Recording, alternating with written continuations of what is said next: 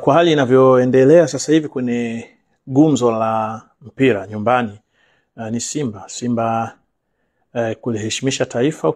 Simba kuliheshimisha taifa, no doubt. Sasa kupitia kurasa wa mchambuzi wa masuala ya michezo Tanzania nguli Saleh Jembe ameweza kuzungumza kuhusiana na mchezo wa Simba ambao umetamatika kwa Simba kupoteza kwa goli 2-0 dhidi ya RS Berkane, mchezo ambao umechezwa kwenye wa Manispaa wa Berkane. Sasa kupitia kurasa yake ya Instagram ameweza kuandika caption kama ifuatayo: Simba hawajashindwa.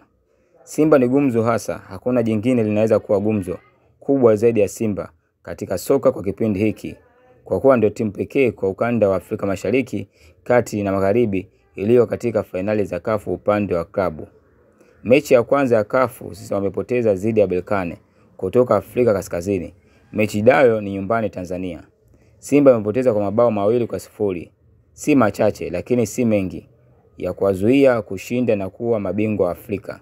Kupoteza mchezo ni moja lakini kuwa nafasi kwao ya kushinda kombe, na hii ni uamuzi wa Simba kwa kuwa sasa wanajua testi na ubora wa Berkane. Wakiamua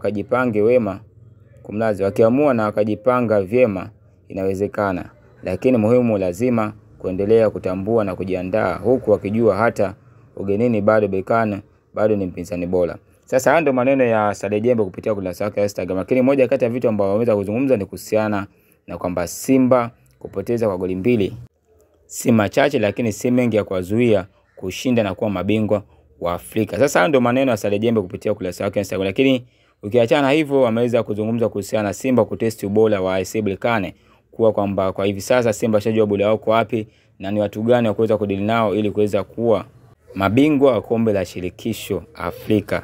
Lakini cha kugusia zaidi ni kwamba ndio timu pekee kwa hivi sasa kwa ukanda Afrika Mashariki na Magharibi kuwa kwenye vitimu za klabu ambazo zimeendelea kusalia kwenye michuano ya Afrika. Tutakuwa na familia ya Simba Fans TV pale, ndipo utasubscribe na kulike. Pia usisahau kushare na wenzako wa kwanza kupata taarifa za timu yako pendwa ya Simba Sport Club kupitia hapa Simba Fans, na tunasema hii ni sauti ya mashabiki.